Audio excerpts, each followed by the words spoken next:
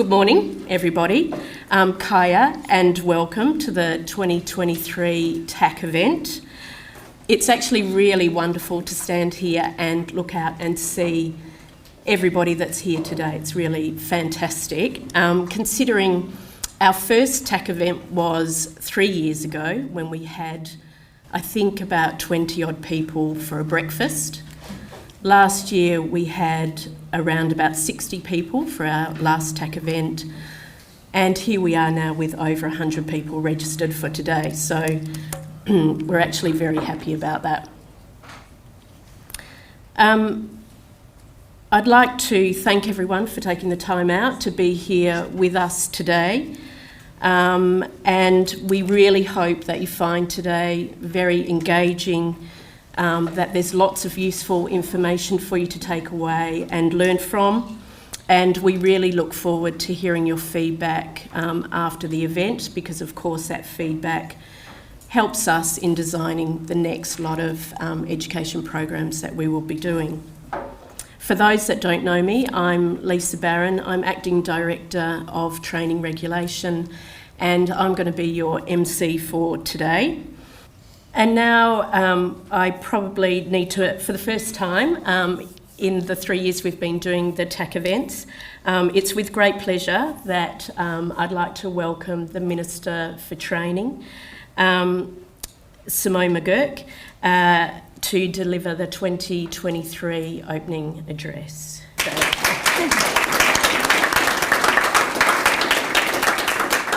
I'd like to pay my respects to the traditional owners and give a shout out for the referendum that's going to be held later on this year. I guess no surprise for me, I'm a politician, I'm an elected representative, so I don't make any apology about saying that I think it's about time we recognise our First Nations people in our referendum, and we've been asked by their elders and leaders to enshrine a voice into our constitution, and I'm very happy to support that. Thanks a lot, Anne, for your leadership of the Training and Accreditation Council, and also to the senior staff of the council that are here. And I see some of the TAFE executive directors that are here. I think Helen Smart's here, and Darcy Gannison from South Regional as well. So from one end of the state to the other, we've got some senior TAFE people here.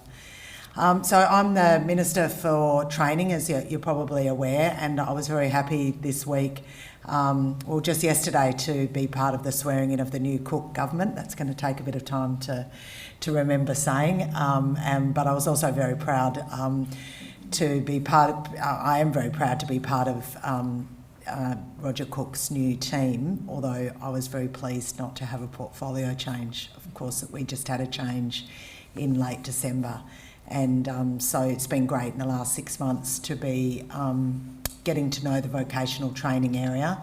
I do have a bit of history in vocational training. I was on the State Training Board for about 5 years, and I have a trade union background, so I spent the first part of my career, about 10 or 11 years, in the Manufacturing Workers Union, and did a lot of their vocational training work there, and also spent some time in early education and care with the now United Workers Union. It's good to become familiar with the current issues around vocational training, but also to remember some of that in the early part of my career. So thank you for your work as vocational training providers, particularly in the whether that's in the public system or through private RTOs as well. And I think, as I understand, what you're doing today is just an opportunity to hear sort of what are currently some of the issues that TAC is looking at, and also just as an industry to exchange information. So I thought you might be interested in just hearing a couple of things that are going on for us at a state level, but also with the discussions with the federal government as well, because this is an important time for vocational training. Not only do we have a huge skill shortage, and so people are firmly setting their sights on training providers to say we really need to be training our domestic workforce, and if we're recruiting people from interstate or overseas to make sure that they've got the exact skills that we need for our workforce. But we also, the way that I see this is sort of riding a wave of skills needs that are going to be coming at us, and that's whether that's in defence industries with the AUKUS announcement, clean energy as well, where we've got emerging skills that will be needed very, very shortly, if not on our doorstep now. But I'm also confronted all the time, whether it's with early childhood education and care. We see that throughout the state where we've got a real need now, really across the care industries, whether that's early childhood or in fact, indeed in aged care. So we really need those skills now, and they are necessary to enable, in the case of early childhood and education, to enable families to then go and work and do their job, but also just to provide the quality of life that we expect to give people a good start in life or a dignified end of life. So across the continuum. But in fact, just yesterday I met with INPEX, which is a major oil and gas provider, as many of you would be aware, and they were talking about what's happening within their maritime industry skills, and just the sort of structures within that industry really need to be addressed because the workforce is ageing. They don't have the capacity of the workforce for their current, let alone future needs. So across a whole range of industries, we're seeing the demands that are there, and so I'm very grateful for the work that you do in helping supply skilled labour. In the discussions we've had with the federal government, so we've got a Ministerial Skills Council, so we have my equivalent meeting across the states and territories, and then we meet with the federal government as well. Brendan O'Connor's the current federal minister. We're entering into a new 5-year agreement where we negotiate not only the money that'll come with from the federal government, but also what are our priorities jointly. And there's some flexibility in that agreement because not every state is exactly the same, but there's no doubt that there's a commonality of issues. So I just thought I'd run through some of the issues that we're talking about there in that national agreement. And one of them is foundation skills. And I'm sure as RTOs you confront this all the time, and you might have seen some of the publicity, and it was actually drawn from a series of different research areas, which basically said that 1 in 5 Australians lack the basic literacy and numeracy skills to function in the workforce. I mean, that's quite a shocking statistic for a country with Australia's resources.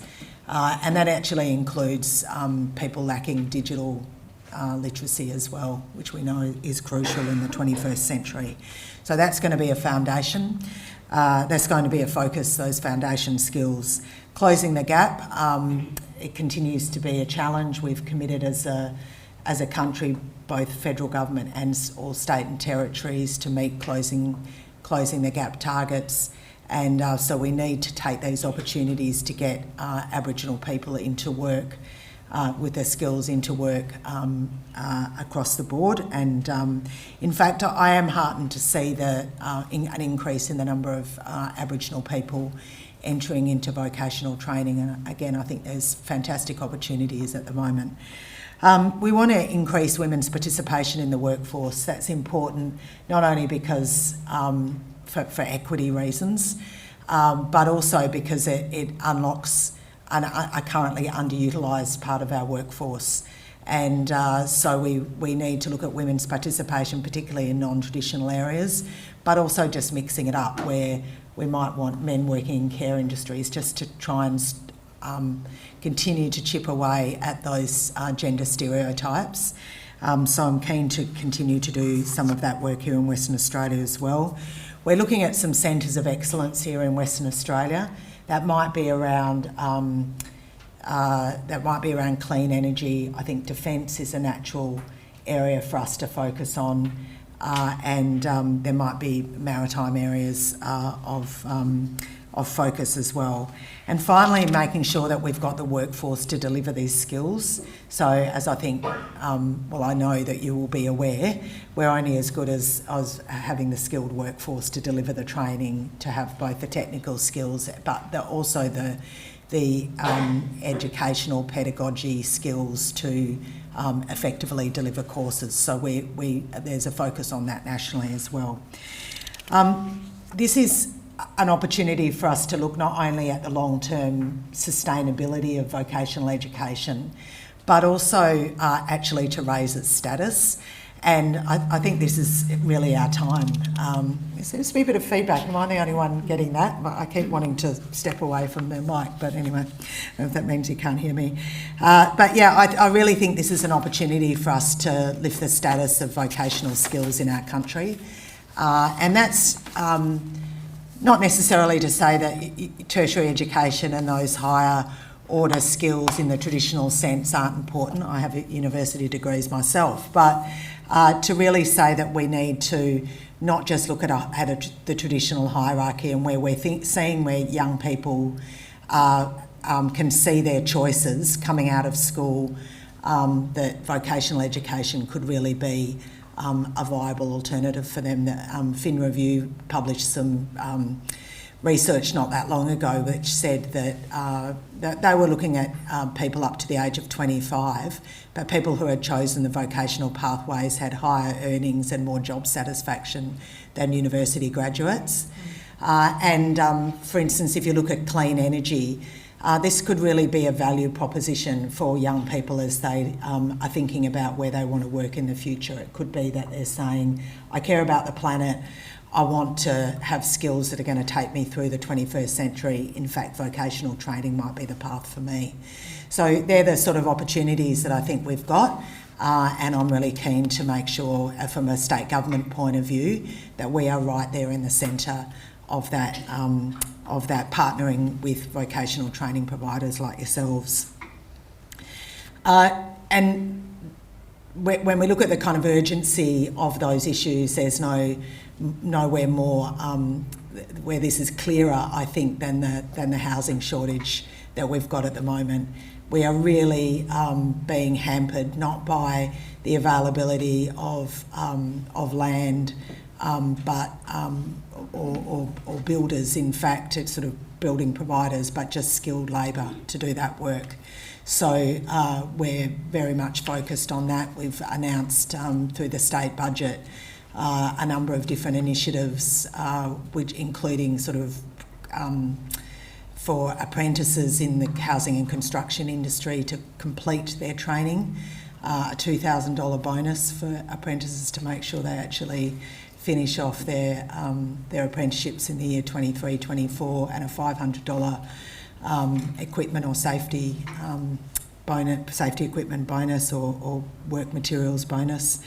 We're doing 1,100 skilled workers. We're giving some $10,000 incentive for them to come from overseas and to help manage those people coming into Australia to do that work.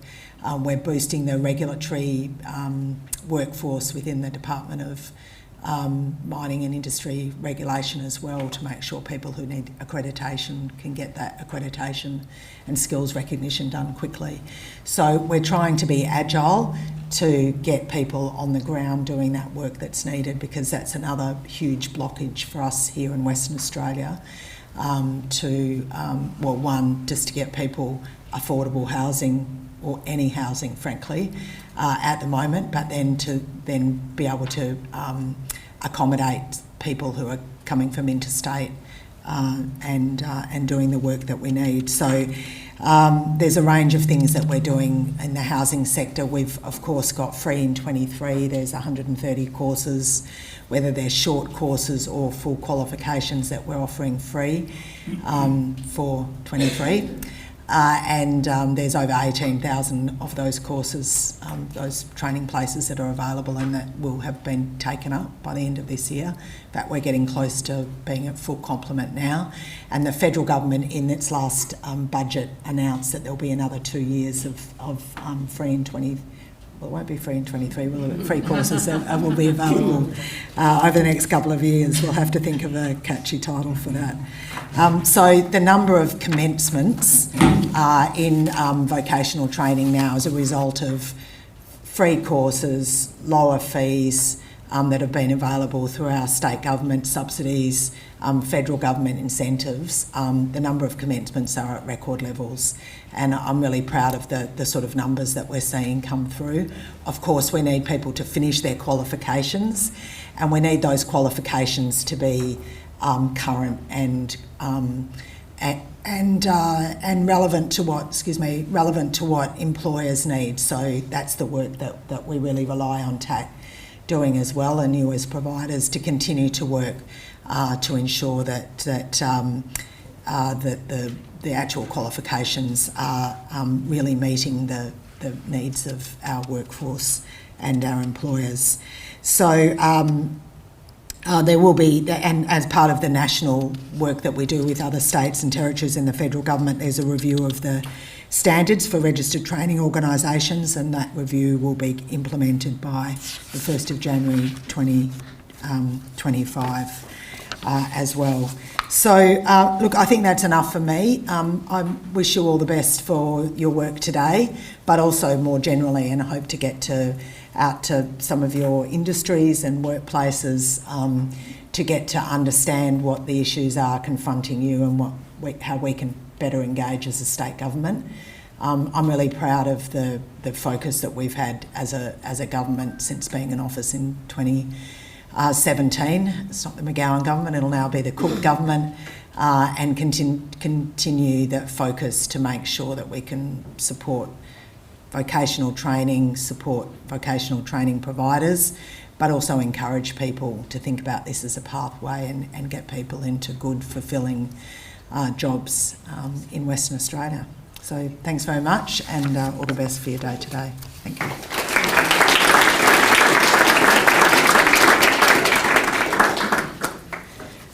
Okay, thank you, Minister, for taking the time to join us today and provide the information about what's happening nationally in terms of the national reform agenda and some of the key priorities for the government, as well as the information around the new standards being implemented from 1 January. So thank you for that. Okay, so now I was going to introduce the Chairperson of the Training Accreditation Council. Many of you will already know Anne. She has extensive experience in senior executive leadership roles in the WA government, including Director General of Department of Commerce, the Commissioner of Consumer Protection, and most recently was the Director General of Department of Training and Workforce Development. Anne has in-depth knowledge of the vet sector at the state and national level and the practical implementation of the national and state vet policy and a detailed understanding of vet regulatory arrangements and compliance. Will you join with me in welcoming Anne to the stage? Thank you.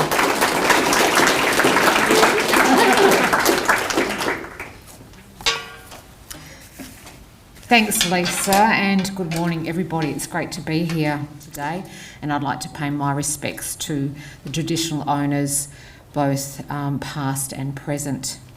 Minister, thank you for that great overview of some of the issues that we're going to confront and are well aware of to some degree in the coming few years. I think it shows your depth of knowledge and some of that history you have in understanding some of the issues that one have been encountered by RTOs in recent times, but the emerging issues and the much needed interventions in WA. I think what particularly resonated with us all is your interest in getting good recognition for the power of vocational education. As you say, the higher ed sector is very important, but in many ways, in my eyes, COVID has been a weird opportunity in which the vocational education sector has really risen to the occasion. And in many ways, some of the things that we aspire to do, for example, having our training available through a range of mediums, including online, etc., have come to the fore. And one would never wish upon us the COVID experience, but there has been some strange benefits that have arisen from it. So congratulations to you in that transition, but in also the promise that gives us in terms of the future.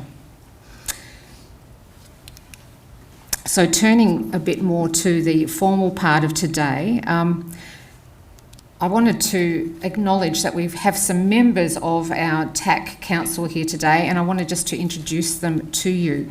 We don't come together often as one group, and so it's a great chance for you to nab one of us over morning tea or something and perhaps share some views and knowledge that you have that you'd like to pass on. Can I acknowledge, though, that we have some great work through the TAC with the surveys that really is our ear to the ground as well. So today we've got council members in Jill Jamieson. Jill, would you mind standing wherever you are, please? Just to acknowledge Jill. Thank you. And Karen Carter. Karen, thank you, Karen. And also Bill Sweatman, who some of you might also be familiar with as a former managing director of one of our TAFEs. On that front, I also acknowledge we've got a number of CEOs from a range of private RTOs today, so thank you for taking the time. And we also have two managing directors, as mentioned by the Minister, in Darcy Gannison from South Regional TAFE and also Helen Smart from the North Regional TAFE. Of course, importantly, we've also got trainers and assessors here. Thank you. Hopefully you're going to find today really interesting. As you know, it's a really great agenda. And also our auditors who are here today. We really appreciate those of you who are making presentations. They're always really interesting, and we've got a lot to learn in some of the new spaces that are going to be covered today. Your attendance today demonstrates your ongoing commitment to the professional development of your people and, of course, therefore, the quality of training. I'd like to acknowledge too the TAC team who brings these education events together. They're continually scanning what you need, what you would find helpful, and as you know, the result is some really practical, high quality information. And we've seen some really pleasing improvement or greater numbers, if you like, in attendance at our various events. Last financial year, we had 1,100 people who participated in various activities over the year, and that number is going to be surpassed, as I guess suggested by Lisa earlier, for this financial year. So thank you for your support, but also clearly the team are hitting the point in relation to the quality of activities that are being provided. As indicated, we're really aware of the impressive agility that you've shown over the last 3 years in responding both to COVID, but then subsequently the skills shortage that have arisen. What is particularly impressive is that despite all those challenges, what we are seeing at the moment is an overall increase in compliance with the RTO national standards. You know, as the Minister earlier said, in the end, what is fundamentally important to the reputation of our industry and vocational education is that the people that leave our institutions are fully equipped and recognised by industry as job ready. So it's absolutely fundamental that our training hits the spot. So the good news is that for the last financial year, which now of course is almost 11 months past, we had improved quite significantly in terms of our compliance at the main audit, and it was 63%. Now, I always think, 63%, that means there was a whole lot of people that weren't compliant. But the good news, as you know, is that you also work very intensely, if there are issues identified, to get to full compliance within a very, very short period. and we collectively look at what have any issues arisen with that period of non-compliance. The previous year was much lower at 54%, so we've gone from 54 to 63 in main compliance, and things are looking pretty bright for this year too, considerably up again over the last year, and we'll release those figures in the next few months, but I can say that with 1 month to go, we're pretty confident that it's going to be a very impressive result over these last 3 years. So amazing in terms of the environment you're working with, but your commitment to quality training. What I should flag though is there's one area that has been a little bit of a problem in terms of past performance and now where we sit, and that is assessment. It has gone down 5% in the 2 years that I mentioned before. It was relatively high, I might say, compared to the base figure, but it is, when you think about it, fundamental to what we do, that assessment. Is this person job ready against all those skills that industry have identified? So I would ask you to keep focusing on that assessment element of the standards. It is, the core of what we're about. And what we do know through the drafts we're seeing is that it's very likely that it's going to continue to be, understandably, a key part of the new standards, but in very similar form to that which you're familiar. So if you can, focus on that. We have been reflecting on why is it that our compliance levels are increasing in this way. And we're very mindful too of the maturity of our RTOs. You might be interested to know that 89% of our RTOs have been registered for more than 6 years. So you've really been in the space, you know what you're doing, you've had the benefit of your own self-assurance and learning and your investment in your people through personal development, as well as, of course, access to TAC auditors, to the TAC Secretariat team, and through, as I said, your own endeavours. So it really is recognition of your effectiveness too, that you've been able to work well in our environment and flourish. So congratulations.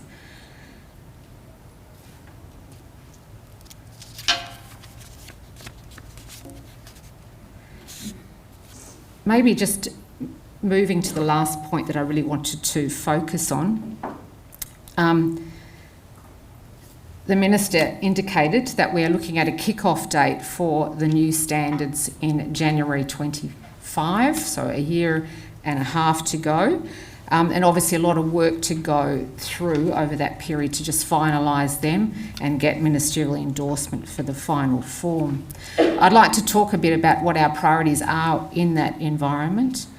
And I guess say at the outset that we are absolutely committed to an educative approach through this change. And we want to work with you as RTOs, with very much the TAC auditors and the Secretariat staff to understand what the new requirements might mean, both in terms of how we collectively interpret them, so we're all on the same plane, but also what evidence might be needed to show that you are meeting those requirements. We're very much into planning phase to look at how we can support you through this implementation. And firstly, planning our education program and what tools and support materials you're going to need as we ready ourselves for this transition. What we're keen to do is consider the impact on our own regulatory approach as well. Like, we're going to move into a period where we're all learning and we're all finding, what the parameters are. So what might be our Council's approach to regulation over that transition period, recognising that we are all learning. We're planning to take a pilot forward of some draft RTO standards. So we're expecting in the next few months there'll be a draft set of the new standards. and the ministers will be looking at that and whether that can be released over the next few months. If that is released, what we'd like to do is pilot with you the new standards, and we're going to be asking for some people to come forward and if you like, road test the new standards for us. What works? What did you find difficult? What does this mean in terms of how you provide learning to your students? What other sort of arrangements did you have to put in place to meet the new standards, etc.? So we're going to be inviting you to participate in those pilots, and of course our intention is to feed back any issues we identified to the Commonwealth, who are coordinating the development of these. It's an opportunity to be in on the ground floor. We are interested in big RTOs and little RTOs because, you know, it's important to understand things from everybody's perspective, and in part these new standards have been developed to cater for the varying environments in which people operate. So please be part of that. We'll go through then a process of making sure we've got a manageable number to work through. So that's going to be a critical phase, and we'd like to get your involvement in that process. So we'll be inviting you through an expression of interest process shortly, and what will be important is that the ASQA RTOs will be doing the same thing. So this is our chance to ensure our WA perspective is heard in addition to that of the national regulators' RTOs. Having said that, when we're looking at developing the documents and the working tools for you, we also intend working closely with ASQA. You know, it is our desire as far as possible to be consistent between all regulators. You know, we need to be working to achieve that so that there's one way of operating. And so just to wrap up, it is going to be a challenging time. However, it needs to be pointed out that those new standards, yes, they're different. They look very different. The draft I've seen is they're shorter, which is not a bad thing. But fundamentally, they're also the same. So we also need to remember not to get too, uptight about the whole process. It will be challenging. There will be some work in reframing things, but you'll find that most of what you do lines up, but it might just be a little bit in a different place, etc. So just to wrap up then, we're going to keep you informed as things unfold, as we hear about the new draft standards. Hopefully they can be released so you get a chance to have a look at them, remembering their draft. Be part of the pilot if you can, and we'll just keep you updated as we move forward. If you have any questions, don't hesitate to contact your TAC regulation officer. Thank you for being here today. It's great, and I look forward to being part of all the sessions, but also having a yarn with you. Do take the opportunity to make your own connections, share your challenges and opportunities, and I look forward to being part of that. Thank you so much.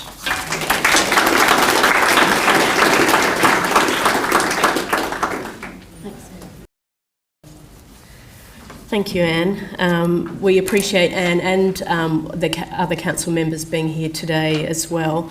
And just to reinforce, it's an opportunity to make contact and have a chat with them if you would like. Just before we move on to the workshops, I just want to take the opportunity to introduce the TAC Secretariat staff, because I'm not sure if everyone is aware of who those staff members are.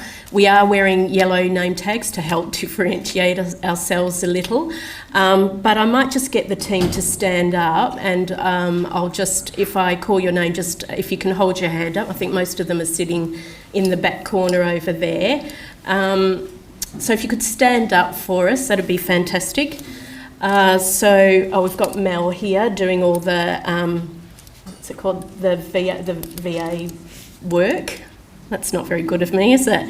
Karen Booth, Manager Regulation Team.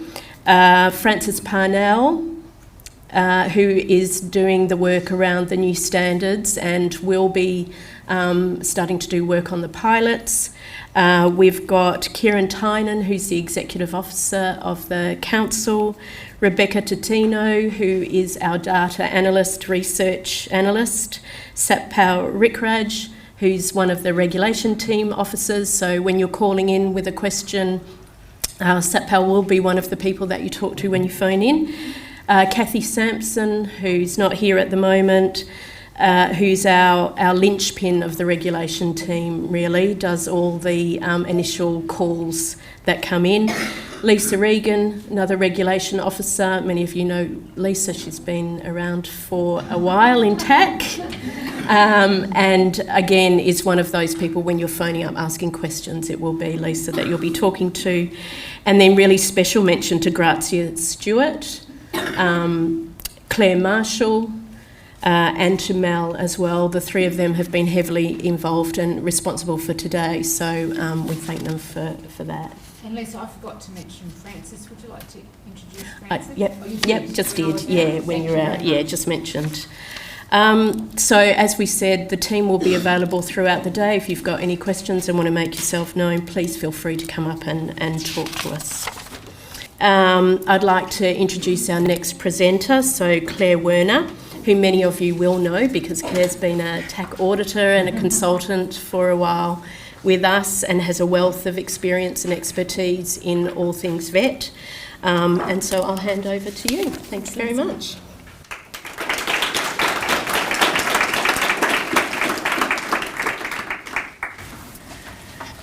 Good morning, everybody. It is so nice to see you all here and to see your faces. For so long I've been seeing your names in a list in the chat box, and it's great to see so many familiar faces here, and we have some really interesting things to talk about today. So we have some handouts for the session that they're on your desk. I'm going to direct you to them when we need them.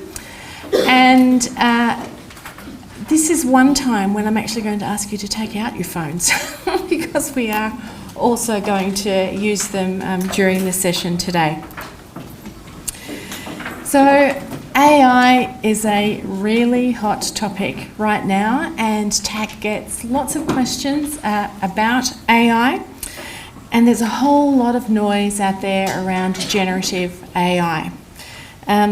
It can be really hard to address what the BBC calls the unnecessary fears and the unhelpful hype around this technology.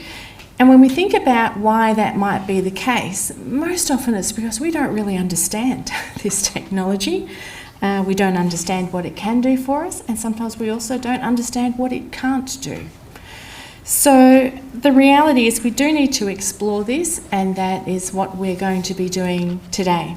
So every image that you see on a screen around you today has been generated by AI. Okay? And where we have been able to, we have also put the prompts in that we use to generate all of those images. So we've got 4 key things that we are going to talk about today. The first is the rise of generative AI, and there's just a little bit of a discussion around, how this technology has come to be in our world, how it can help you as an RTO, and it really can help you as an RTO. What kinds of challenges are out there around generative AI, and the strategies to maximise its potential for you in your training organisations, but also to think about the pitfalls and what kinds of things we could do to mitigate against those pitfalls. So we are seeing a myriad of discussions around the potential and the positives of all of this technology, and we're also hearing really loud clanging alarm bells about this technology as well. Amongst that noise, the reality is AI has been with us for 50 years. Okay, it's here. We all use it every day. Every single one of us will have used it getting here today probably, and it's not going away. One of the challenges that we face now is the pace of change that sits around this and how we manage that in our regulated vet environment. So about 3 weeks ago, I sat down in front of ChatGPT and said, tell me what AI is. And this is what it told me. And this is cut and pasted directly from ChatGPT's response. And it's quite a technical definition of what AI might be. I'm not going to read it to you. I will leave you to read it, and I'll tell you in plain speak what it might be. In its most simple language, it is an umbrella term for a series of technologies that we use, in fact, many different technologies. And it involves using computers to do the things that we would typically have relied on human intelligence to do. So AI can process massive amounts of data in a way that as humans we can't do in a short period of time. It can do it in a short period of time. And the goal, of course, for AI is for it to be able to recognise patterns, to make inferences and decisions from those patterns, and ideally we'd like it, some of us would like it, to be able to judge like a human. So we've waited 50 years for this technology to come into its own. The technologies that underpin everything we see have been around for that long. And what has happened is as like graphics processing units have become more advanced, the costs of producing these things have reduced, the algorithms that we are now able to create, all of those things mean that we're finally realising some of the potential that we looked at in science fiction movies and went, wow, wouldn't that be cool? So there are many, many of these tools. ChatGPT is just one of them. And this is where we want you to get out your phones. So we're going to use a program called Mentimeter. And what we'd like you to do is scan that QR code and use the code. And you will then see that question there. Tell us about the AI that you use. So if you type in your responses, we will see all of your responses up here. So we're all using AI now.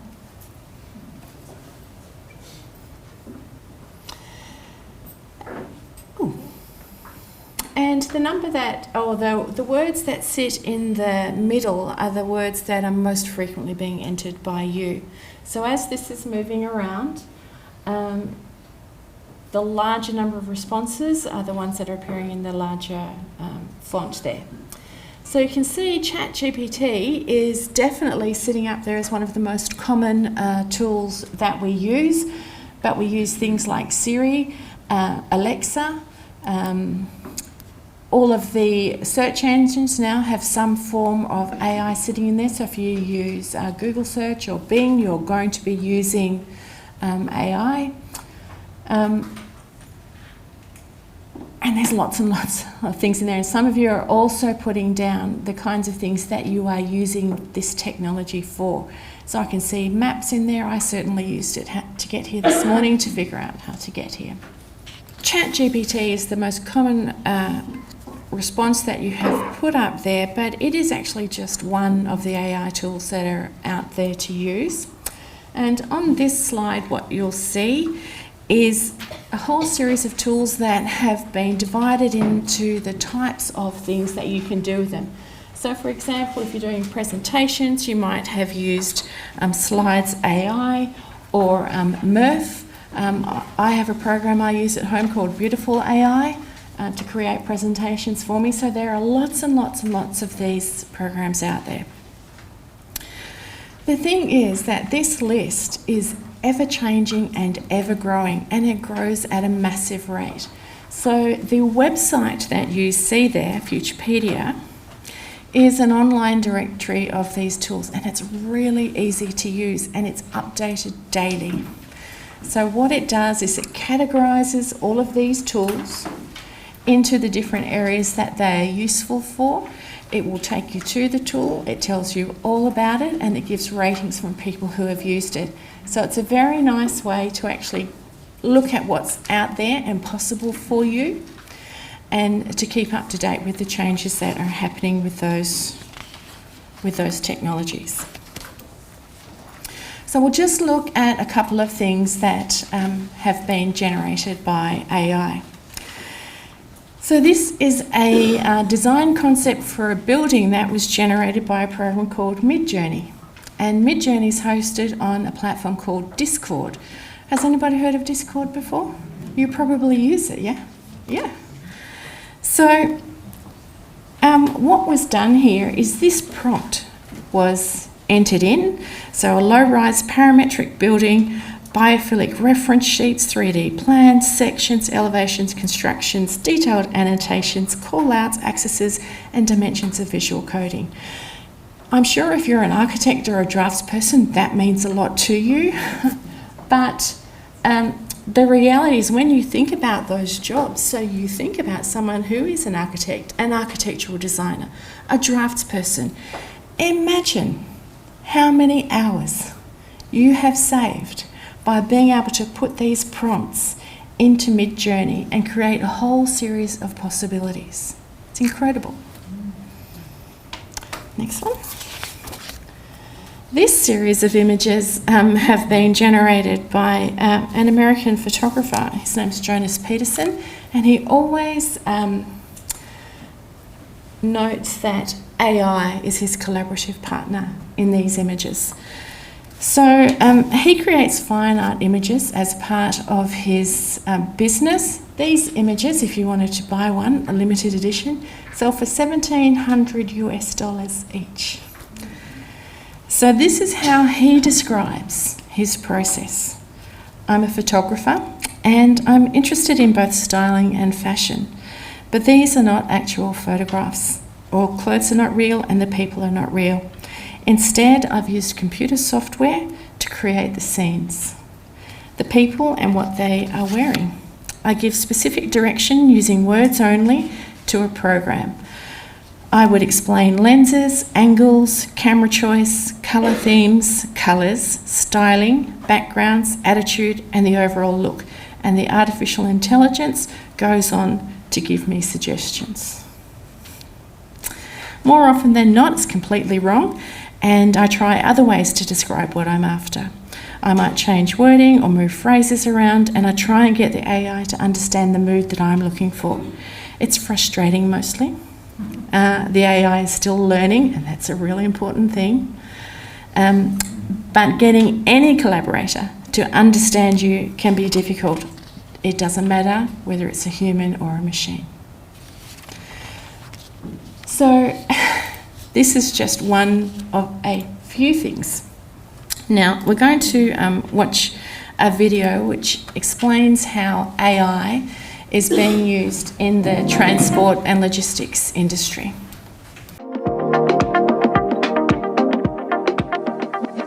Our advanced capabilities in AI and machine learning are embedded across our software and systems, helping us to work more efficiently, anticipate issues before they become problems, and delight our customers and partners.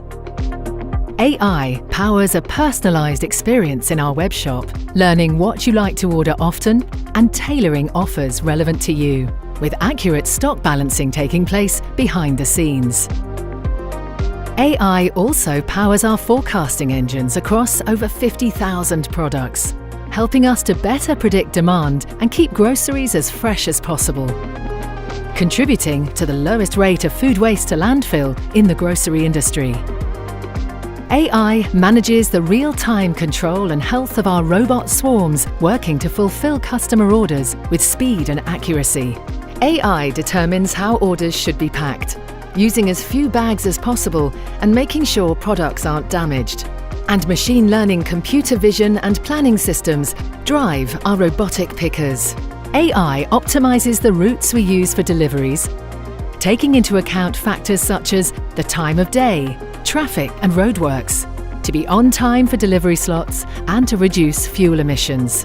As serial innovators and disruptors, we're constantly discovering new ways to combine smart minds and smart technology to make lives easier for our customers and deliver results for our partners.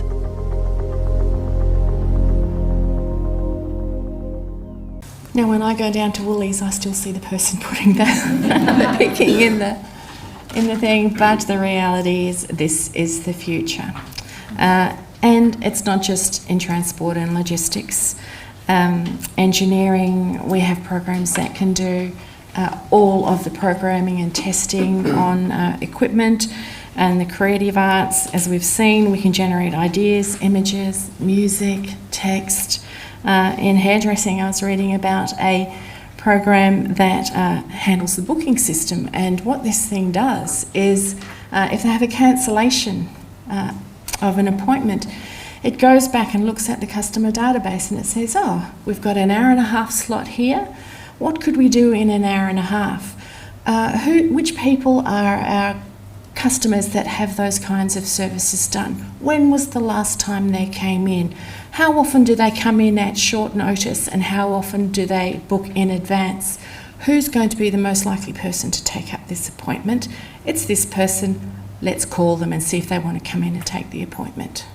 So these technologies sit in every single industry that we work with as vet practitioners, and our students need to know how to use these technologies amongst the other technologies that exist out there for us. So we saw in our mindstorm there that ChatGPT was the thing that appeared most frequently, and we have to ask, with all of these amazing things out there, why is ChatGPT the thing that is sitting on our radar in the vet sector right now? And basically it went viral. That's the answer. So you have got some statistics up here about the changes that happened with ChatGPT. So first week of November last year, this program was put out into the public domain, and it had reached 100 million users by the end of January this year. So it took just 5 days to have 1 million users there. It gets 10 million queries a day. So remember a little bit earlier I said these programs need to learn. The photographer said these things need to learn. Now every time we put a prompt into ChatGPT, it is learning from our prompt, because there's a little thing there that says, did we get it right? And we go yes or no, or we refine the question. So we are working as testers for OpenAI at the moment to refine this program, this algorithm that they have. Microsoft itself has invested $10 billion US dollars into this company, OpenAI, and it's now valued at 29 billion US dollars, which is about 40 billion Australian dollars. So it is very, very big business. ChatGPT is only one of the programs that OpenAI as a company offer. They also offer an image generating platform called DALL-E, and GPT-4, which is the upgraded version of ChatGPT. They also have a big grant program, interestingly, available at the moment. And that grant program is for $1 million US dollars, and it's for people who want to work on cybersecurity related to AI technology. There's little chimes of doom in the background.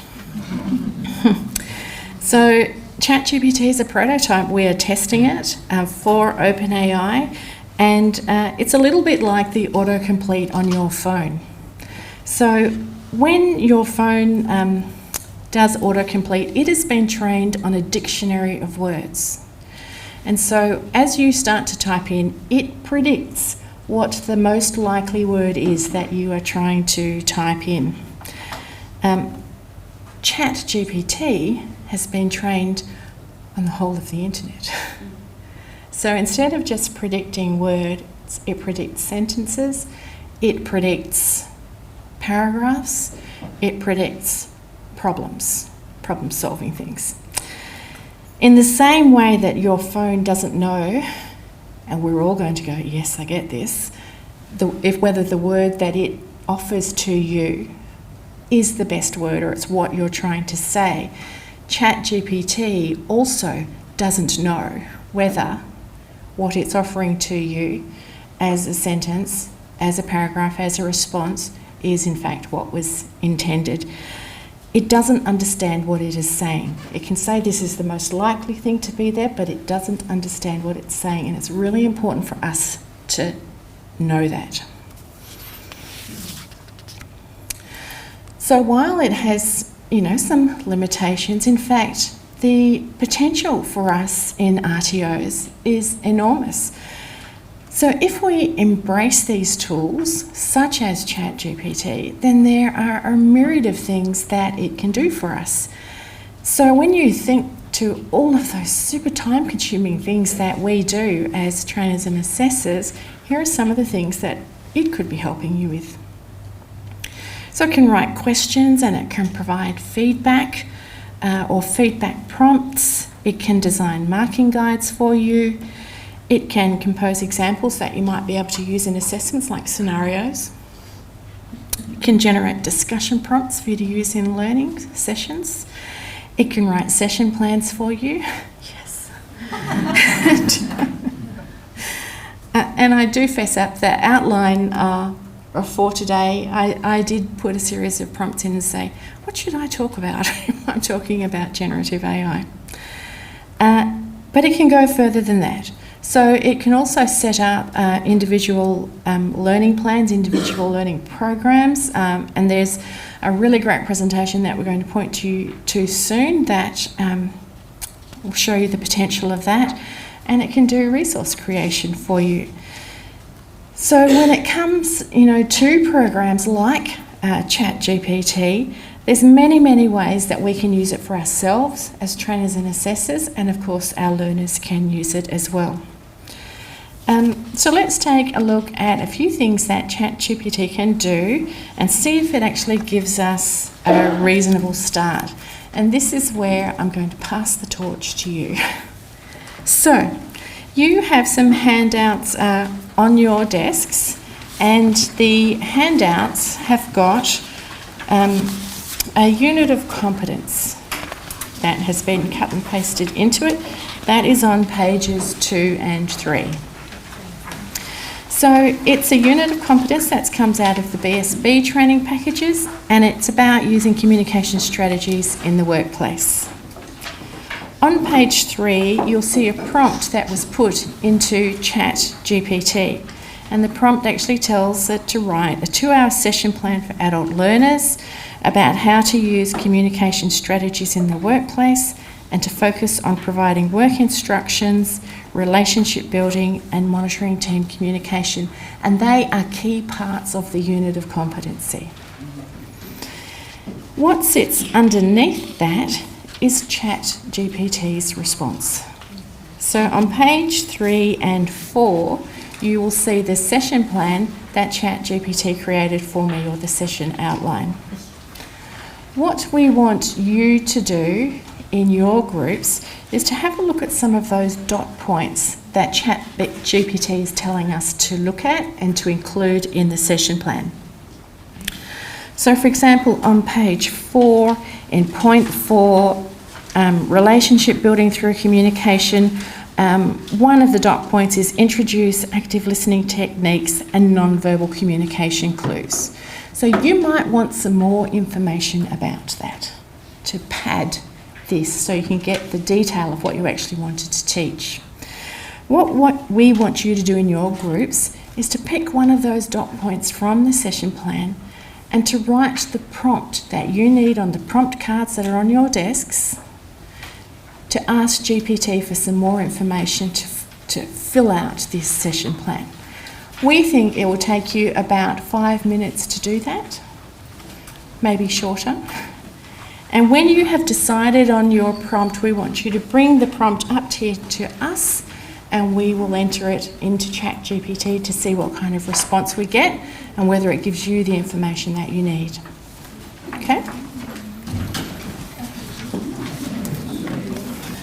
Okay, now obviously we're not going to get everybody's prompts in, but you've all had that opportunity to think about how you might ask this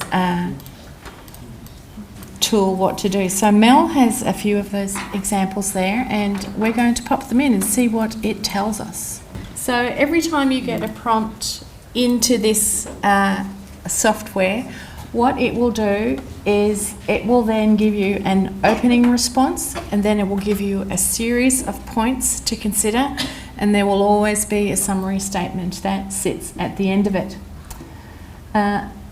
So for this one, we're looking at what are the most effective techniques for structuring and delivering instructions in a clear and concise manner. And if we have a look at the suggestions, start with a clear objective, use a logical sequence, use simple and concise language, provide visual aids. So if it gives you a response that you don't love, you just press regenerate response. And it tries again.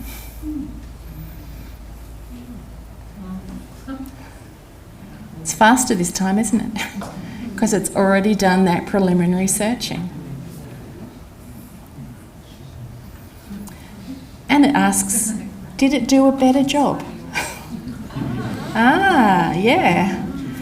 So remember when I was saying earlier about this tool learning, and every time we put prompts in, it's learning from what it gives us and our response to it. This is what it's doing.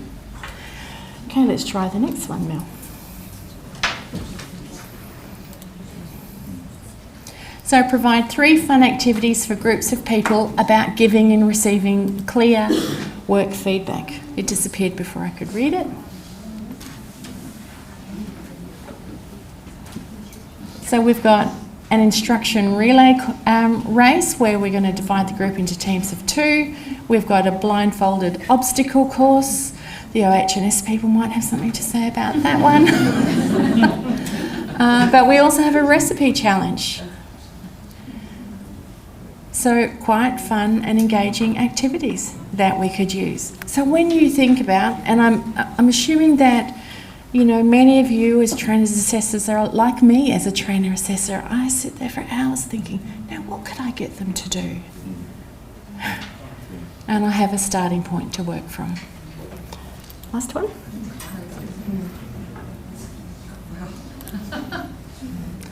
Five examples of empathetic communication strategies.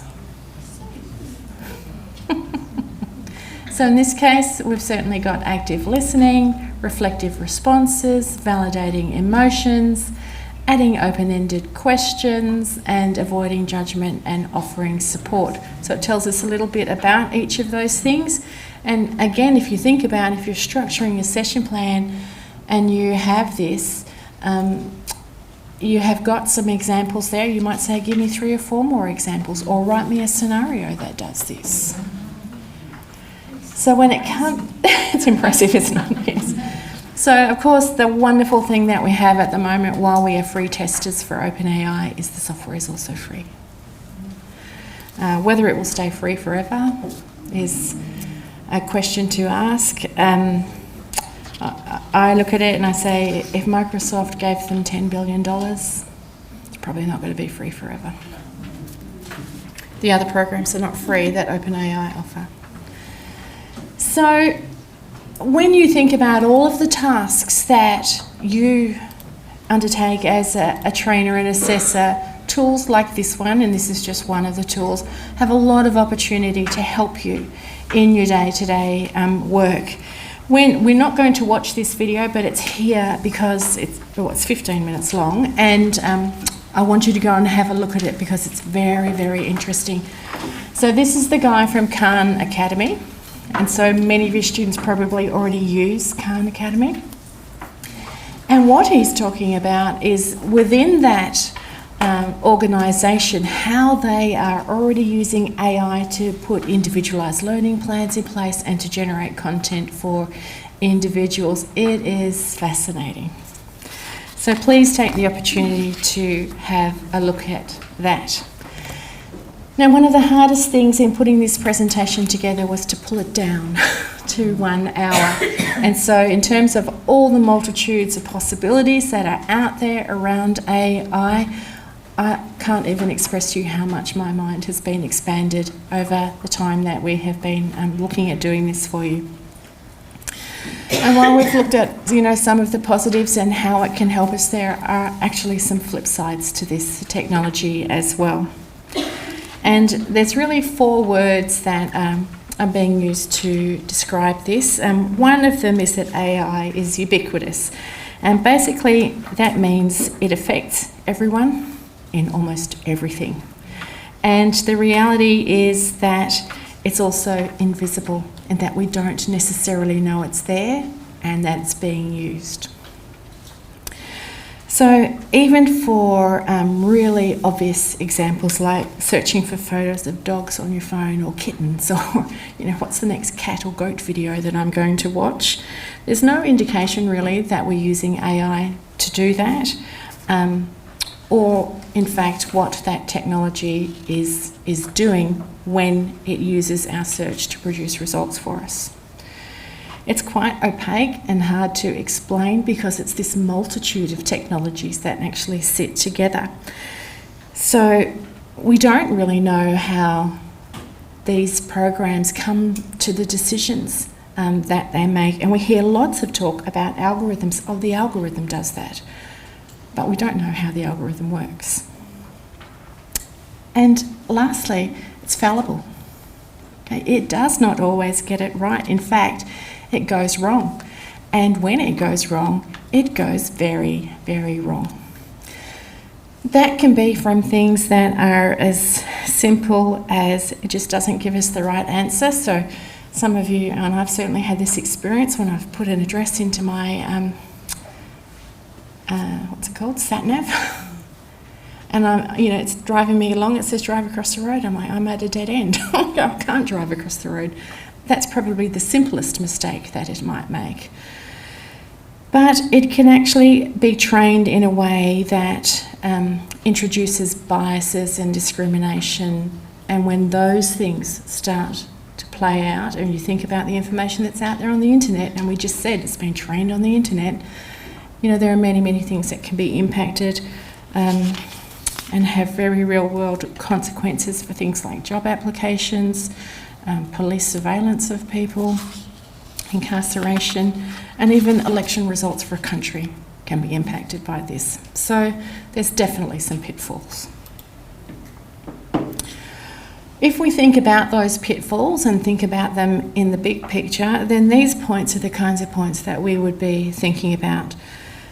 So first of all, there is definitely a lack of regulation and governance around this technology, and its very rapid advancement has meant that advancement often outpaces our ability to control or regulate what is happening. So the absence of any kind of comprehensive guidelines around the use or misuse of this technology raises quite a significant problem. Just last week, the federal government released a consultation paper on how best to manage or regulate generative AI in Australia. So we don't have answers like that, but we're asking questions. Companies like OpenAI and the other developers do have controls in place. They're getting better at these programs not responding to prompts that are asking for discriminatory information, those kinds of things. But the companies that do this are only one group of people that are generating these technologies. You have the entire open source world out there that are also generating these types of technologies, and they're generating them much faster than the companies do. There are some real concerns around data privacy and security. The reality is these systems rely on vast amounts of data, and that can include really sensitive personal information. And when we don't have the data protection measures in place that we need, we don't know how that data is being used, and unauthorised access to those data. We hear about data breaches all the time. I was actually sitting in a room yesterday where when the person logged in, a little flag came up and said, your password has been in 24 data breaches. So the misuse of this data can have real world consequences for us. Bias and discrimination come into play. these systems, and not just ChatGPT, are trained on really large data sets, and they can often contain inherent biases in that data. And if they're not identified and addressed, the reality is we train these things to do the wrong thing. And it kind of takes me back to Ron Barassi, and you hear this quote, "Practice makes perfect," but that's not what he said. What he said was perfect practice makes perfect. So when we are training this, we have to make sure that the data that these systems are trained on is actually good data. Otherwise, we perpetuate and amplify the issues that can exist. There's certainly a lack of transparency and explainability around these models. It's really hard to understand how they arrive at some of the decisions that they arrive at, or the predictions that they make can be quite challenging. So this lack of explainability really raises concerns that sit in the ethics field around accountability and the unintended consequences of what it is we are looking at. There are technological limitations to this field. They don't always deliver accurate or reliable results, and often in the speed to market type push, there's inadequate training that happens for the models. Understanding the limitations is really, really important because it helps us think about how best to use it when we are using it ourselves. And the last one that's sitting up there is the ethical and moral considerations of this technology. It's really powerful technology. And I don't know if you read on that first slide, we had something that said, we won't be replaced by AI, which a lot of people think we will be, but we will definitely be replaced by people who use AI. And so there's a whole lot of thought that needs to sit around that. So its impact on our decision making, on our responsibility as individuals, and the opportunity for this to be used for malicious purposes. So we've already seen elections being interfered with. We've seen deep fakes being produced. In fact, this is something that blew me away. 3 seconds of your voice print is all they need to make a deep fake of your voice. 3 seconds. So we're all done for. And it's not just, of course, your voice, it's they can recreate your image and you can be standing there talking exactly as if it was you. So we need to think very carefully about these pitfalls and how we manage those in the vet sector. I want you to bring all that thought back to our own sector. And what we want you to do is to answer the question, what do you think the major risks of ChatGPT being used in the vet sector are? So what are the major risks for you? It's very clear to see what the major risks are for our sector. When we think about assessment, which was mentioned earlier as one of the things that we are most concerned about in our sector, and we're looking for the authenticity of the evidence that's provided to us. Having that authenticity compromised because the computer has answered the questions for the student, not the question, that plagiarism and cheating is a really significant issue. And when you have a look at the kinds of information that is being put out by a range of organisations, these are the big things that they took out. How do we make sure that we have authentic assessment? So we're going to give you a couple of examples. So, over there, in that unit of competency that was in your handout, there were a couple of things in the knowledge requirements that required the students to know about different communication styles and different communication features and their methods. And often when you look at, I'm going to call it mass-produced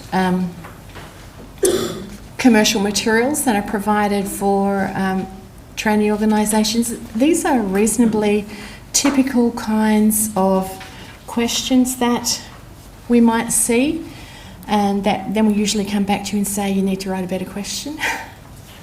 If I said, what did you think of these questions, you're probably going to say, well, Claire, they're not very good questions. And they're not. So we need to think of a better way to write these kinds of questions, because ChatGPT will answer those questions like that.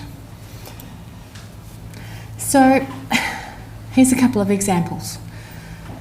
So we asked it to write an assessment question to determine if a student knows about the key features of 3 different communication styles. Its response: describe the key features of 3 different communication styles, and it said what they are: assertive, passive and aggressive.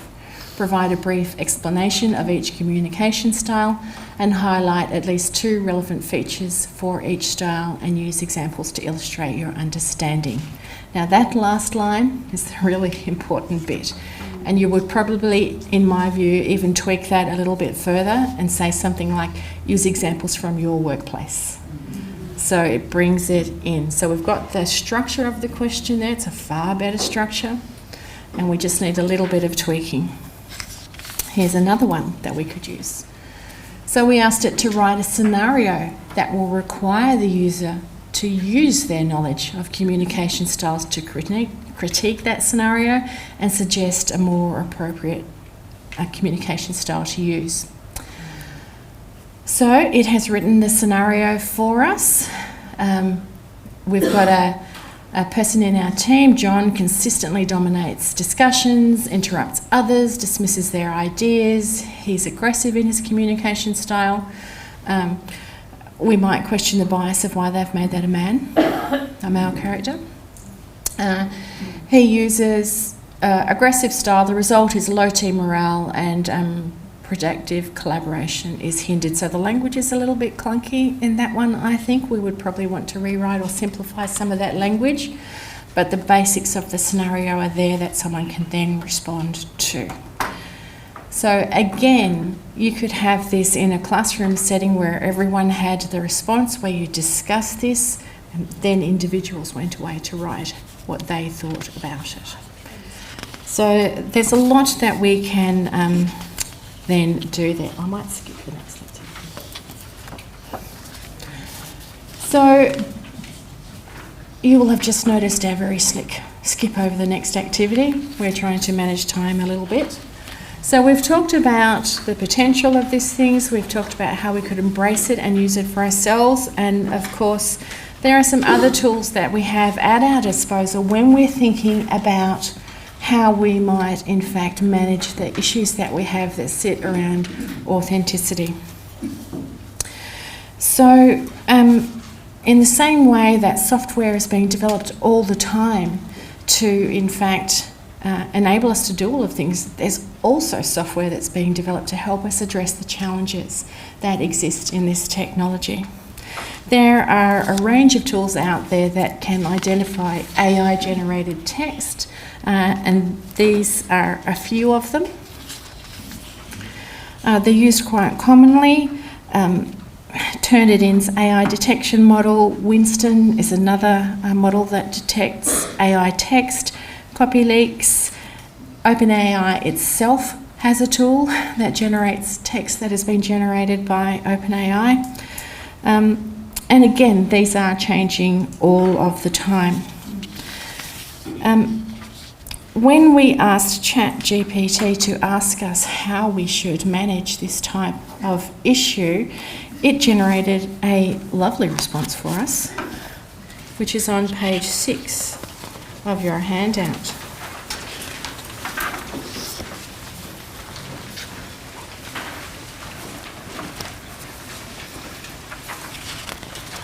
So you can see it gave us 10 points to consider about how we might help vocational educators protect the integrity of assessments when we're using this tool. So things like making sure we have authentic assessments, so designing the assessments in a different way, using varied assessment methods, monitoring what people are doing, providing regular feedback and interaction, having integrity policies in your organisation and implementing them. And continuous improvement is like keep up with us, is the last point. But the really important message there is really we need as organisations to have some rules and guidelines around the use of AI in assessments where it might in fact be compromising the authenticity or the integrity of the assessment process. So some really simple things that you could think about doing are having your students clearly label and acknowledge the content that has been generated by AI. The reality is they're going to be doing this in their workplace. They're going to be using these research tools. So make them use it in the same kind of way that they would have to use it in the workplace. Check the accuracy of the content using primary sources, and you can make the students do that. Consider how bias might get woven into this text and identify those. Double check the quality of any generated content using other tools, and there's a whole list of tools there that you might be able to use. We've got another list for you, it's in your handouts, a much bigger list. Learn the strengths and limitations of each of these tools and make sure that the assessment tasks that you put in place play to those things. And familiarise yourself with the really common failures that exist with these tools so that you will recognise them when you see them in front of you. So there are a list of tools or resources that you can use. So TEXA has a great page on their website where they link not only to their own advice, but they link to the advice that's being provided in a whole lot of other educational institutions around generative AI and how to manage that and use it in that workplace setting. Futurepedia we talked to you about before. AI Tools Directory is another version of Futurepedia. It's just not updated as frequently. AI Awesome is a really nice site. I thought it was a really good name. And it is your ultimate guide to AI tools and products. But again, they are, all three of those sites are all sites that tell you about the range of tools that are available out there. And then there is also a site that gives you the best detection tools for detecting plagiarism. So there's lots and lots of help out there.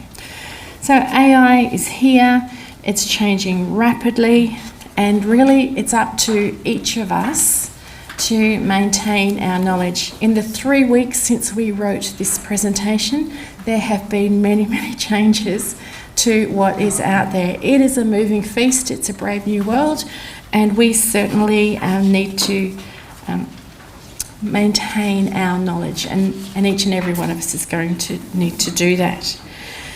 So we are going to leave you with some music that has been generated by AI. And it's the playlist is it's a 2-hour playlist for studying and thinking. So as you move to morning tea, maybe you'll enjoy a little bit of this music. Thank you.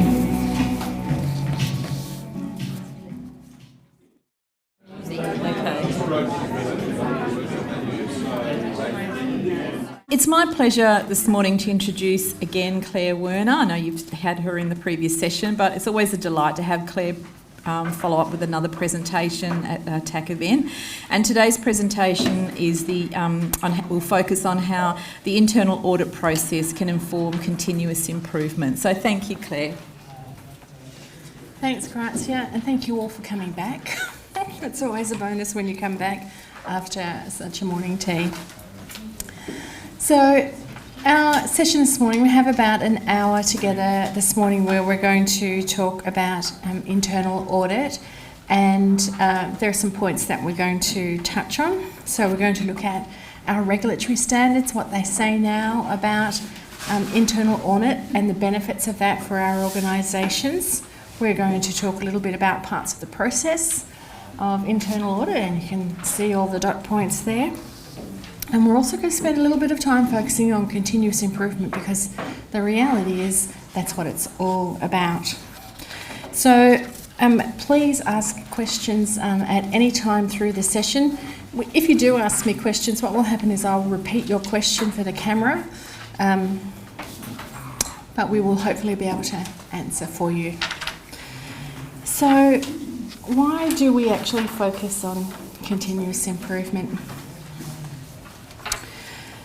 So continuous improvement as a concept has been really, really important in business for many, many years, and it's produced lots of really well-known models of continuous improvement and approaches. So things like you've heard about lean approaches and Kaizen and all of those kinds of terms. And they are all about the organisation looking at what they do, how they operate, and improving what they do and how they operate. So Kaizen is actually a term that means change for the better, and I actually think that is a great way to think about continuous improvement. We do it because we want to make it better. So when it comes to RTOs, the RTOs are ultimately responsible for the training and assessment, the quality of the training and assessment that occurs in their organisation and within their scope. And it goes well beyond just the training and assessment to the entire way your RTO operates, how you engage with your students, how you engage with your staff, everything you do. So it's about evaluating information that you get about your performance and using that information to actually improve the performance of your organisation. And now we all know there's lots of tools that can help us analyse data. So again, you know, the way that you look at your performance, it's not consistent from one RTO to another. You are all unique. You all have a way of operating that is unique to you, and you need to look at all of this data in the context of your organisation, your culture, and your learners.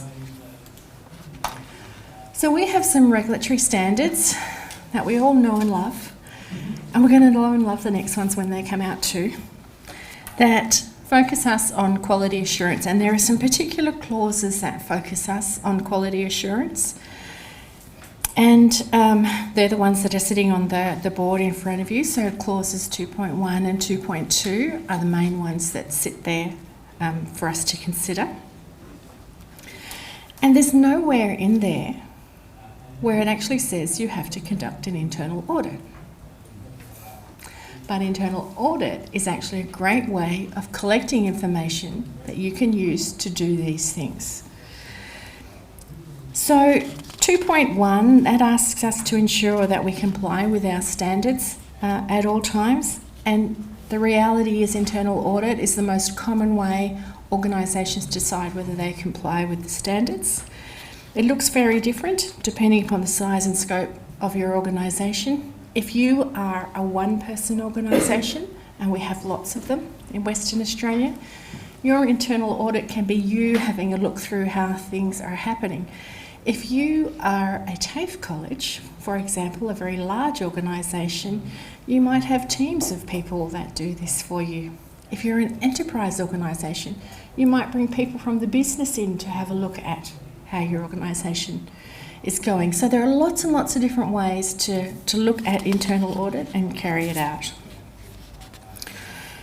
Clause 2.2 asks you to use information that you collect about your organisation to make decisions about whether you can improve what you're doing.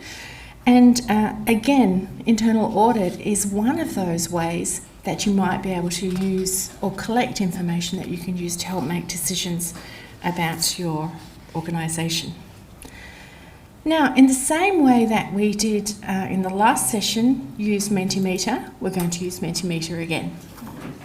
And when you get to Mentimeter, you're going to be asked a question about what you think the benefits of internal audit are for your organisation.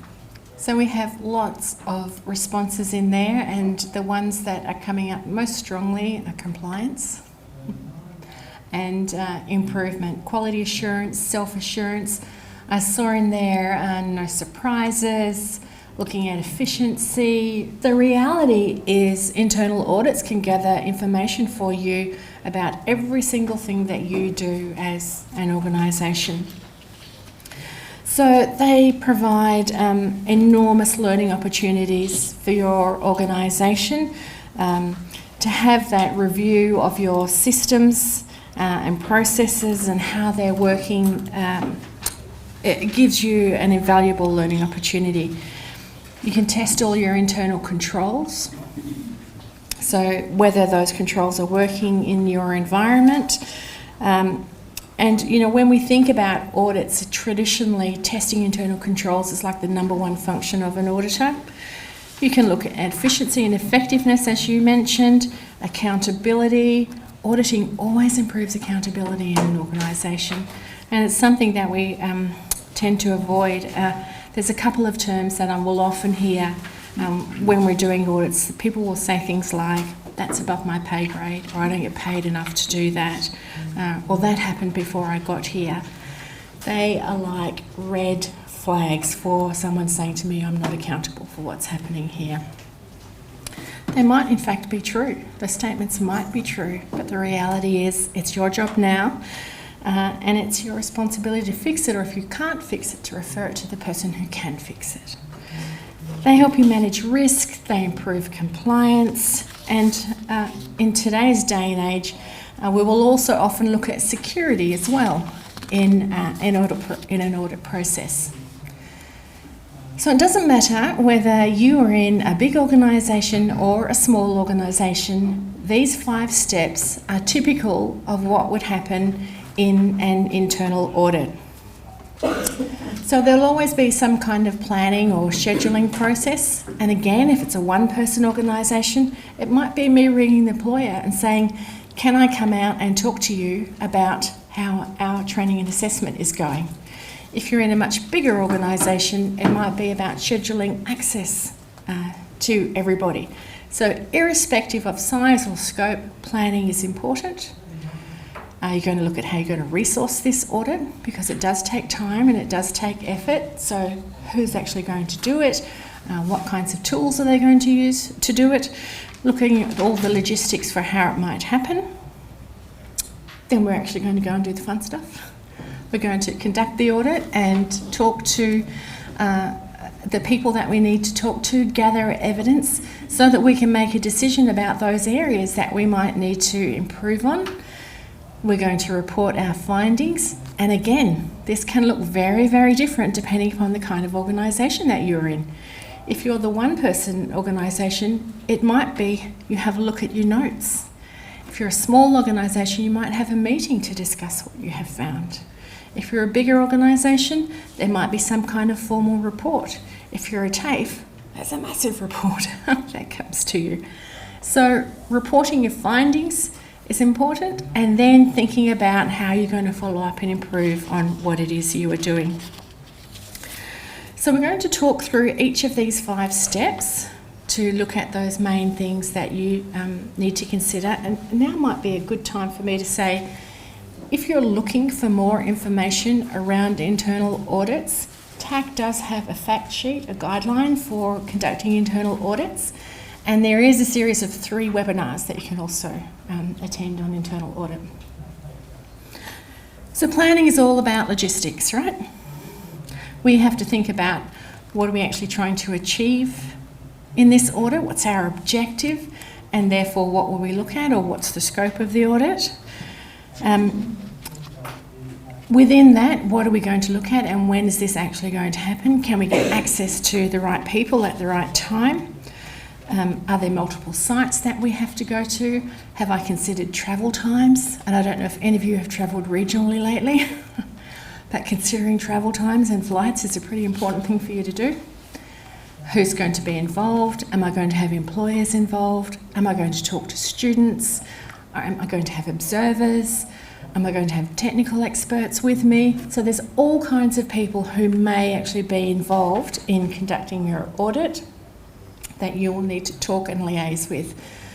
What can you look at before the site visit? If I'm coming to spend a few hours with you on site, I don't want to spend my time sitting there reading. So what would I look at beforehand that's going to allow me to spend my time talking with you when I'm actually on site? When I've decided that, have I requested, those documents or files so that I can read them and do that desktop? And when I am on site, this is a really, really important one.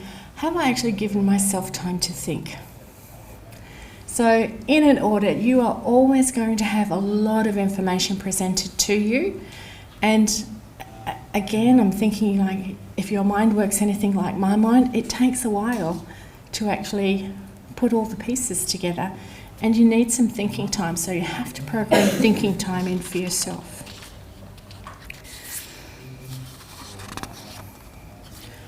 So once you have thought about all of those things, you're going to start to think about what resources and tools you need to actually conduct your audit. So audit tools are important, and the last line on this slide is the one that's actually really important, because it has to work for you. All of our brains work differently. Some people are very good at remembering every little thing, and some people's sole job is doing internal audits. So when they use a tool for audit, they might not write a lot on their tool.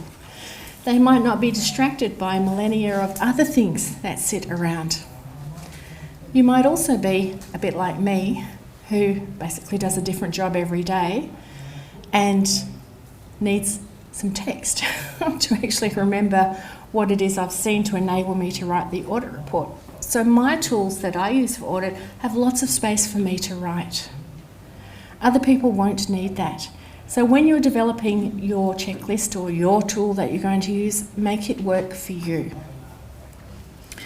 You need to be able to record data in that. So in an internal audit, you might actually be able to have copies of documents, but external audits, we don't take copies of documents. So do what's right there. And you need to be able to use that to write a report, however long after the audit process that happens. So there is no one right tool. The right tool is the one that works. You also have to pick who does the audit. Now, I know that we don't all have the luxury of picking who might be involved in our internal audits, but if you are lucky enough to have that luxury, then you need to think about the kind of person that will work well as an internal auditor in your organisation. So firstly, they have to show integrity. It's a pretty big one. And we've all seen splashed across the news lately the issues that a very big consulting company has with people who have not acted with integrity. They have to be good communicators. They have to be able to put people at ease. I've been doing audits now for TAC and in other organisations for upwards of 30 years, and I haven't really met a single person yet who feels totally at ease when someone says you're getting audited, including me. So the person who does those audits really needs to be a good communicator. They need to be able to build collaborative relationships, because that conversation and the working together is in fact the thing that will give you the information that you need to make good decisions about what you can do to improve.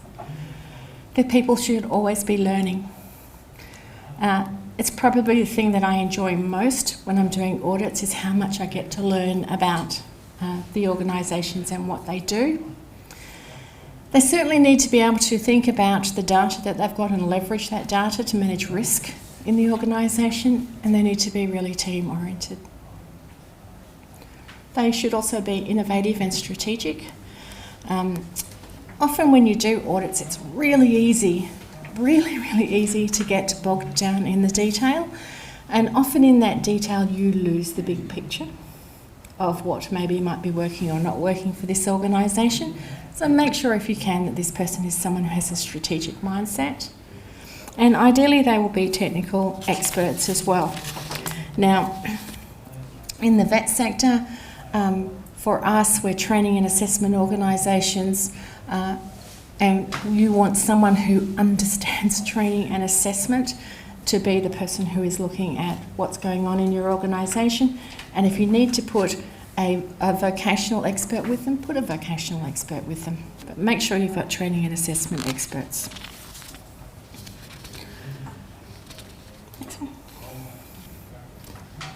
Then we get to conduct the audit. So this is really where we need to collect evidence. This is the purpose of this point. We get to talk to people, we get to watch things happening, we might look at more documentary evidence in the organisation, but that's what we're doing. We're there to collect evidence that we can use to make decisions with. And I've got some questions that I want you to answer. So we're going to go to Mentimeter again. And there's our first question for you.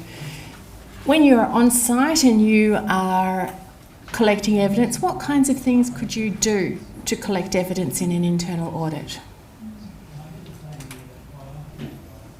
Okay. So we can see the really common ones popping up there in the middle. Consultation, asking questions, conducting interviews, looking at documents, watching what is happening, speaking, and some of the things that are sitting on the outside, for example, speaking to staff and interviews, we might say, in fact, are the same thing. So we have some very common ways that we collect information when we're conducting an internal audit. So my next question for you is, if we think about the most common ways,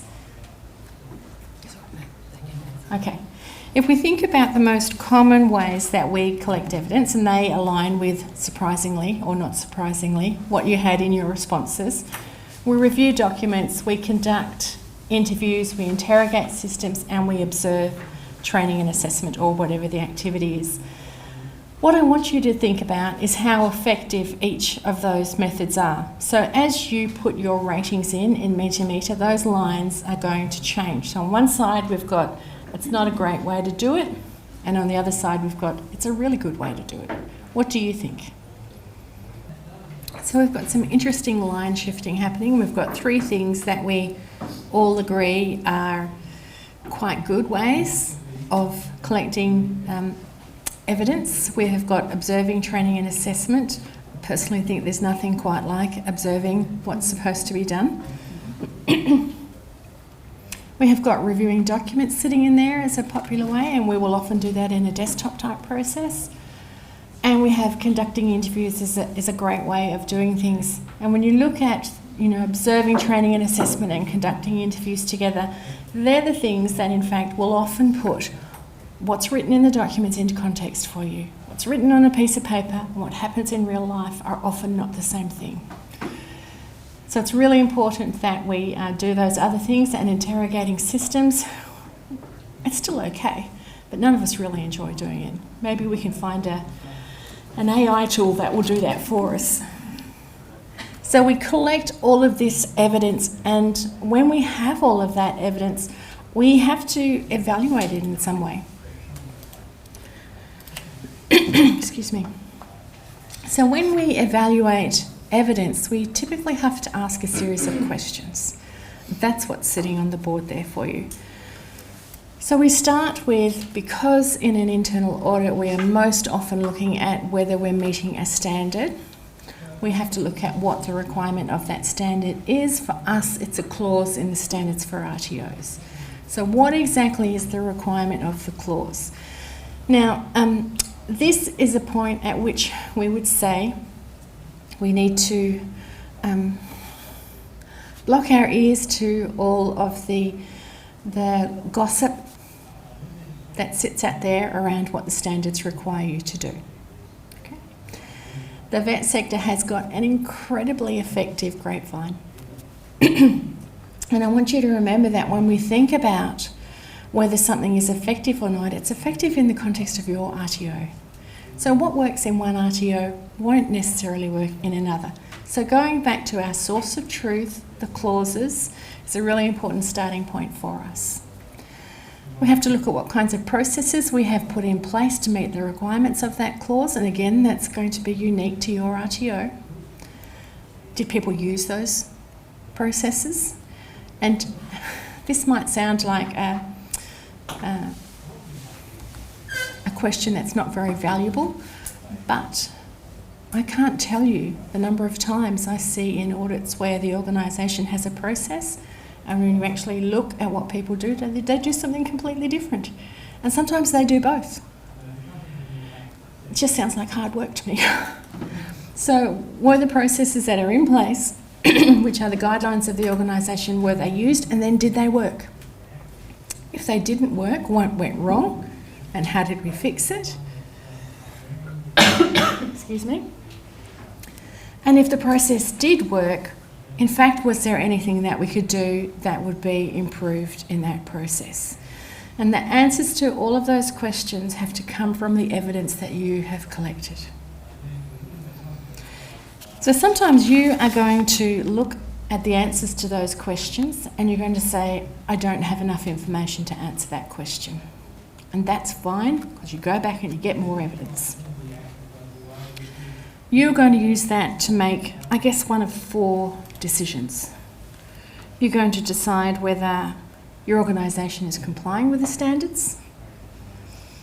You're going to consider whether it's an opportunity for improvement for the organisation, and that simply means you're compliant and we're making a suggestion. You're going to consider if it's non-compliant and you need to be able to express that. Or you might actually have finding a good practice, and good practice is when we have an organisation that is performing above and beyond what might in fact be expected. So let's have a look at what this might look like in practice, and this is where you're going to need to grab the handout that is on your desks.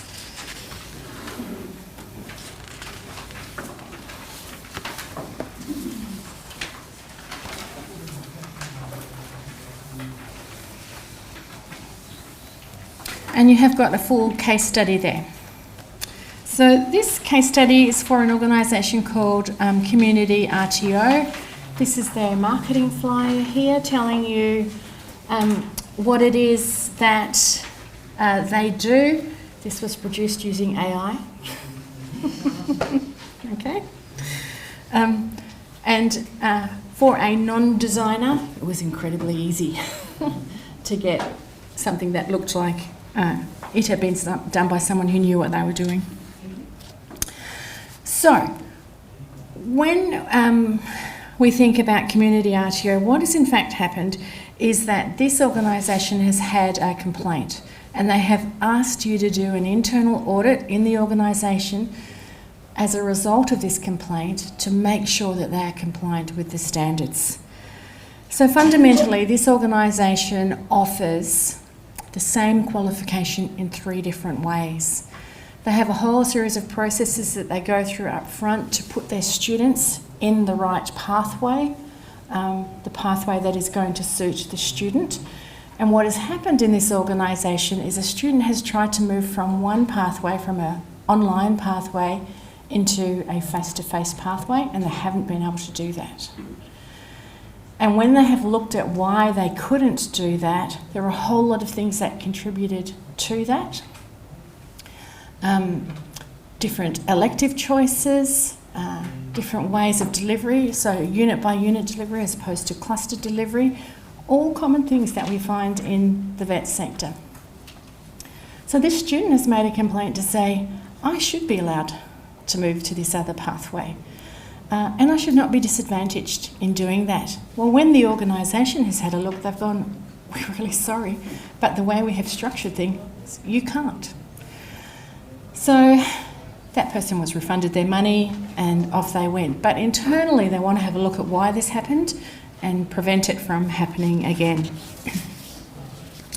So when we think about compliance, which is what we've been asked to do by the CEO, there's probably a myriad of clauses that we could look at in our standards, but fundamentally it comes down to the person's choice of being in a particular pathway.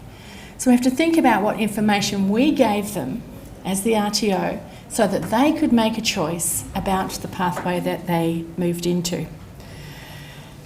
So the main issues are around that information, that whoever that student spoke to in the activities that were undertaken, those people also didn't know that information. And there's nothing in any of the marketing materials that we see for this organisation that actually says you can't move between these pathways or it's hard at any particular point. So we might begin our internal audit by focusing on the documents that exist in the organisation. So in a desktop type process, if we looked at 5.1 and 5.2, which is the clauses around the information we provide, we would look at the complaint, we would look at the marketing flyer, which you saw on the screen, And we would look at the course information sheet that was provided to the learner and say, what do all of those things say? So the notes that you've got up there are what they say. Everything was generic. That flyer is really about attracting interest and bringing people in.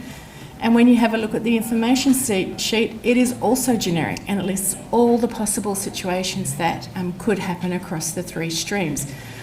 So just looking at the documents, you'd say it's really unclear why the student was in that pathway, and that they certainly didn't have enough information. When you looked at the student's complaint, it suggested that there'd been an interview of some kind. So these are the kinds of things that might then prompt the questions that you're going to ask when you're doing the site interview.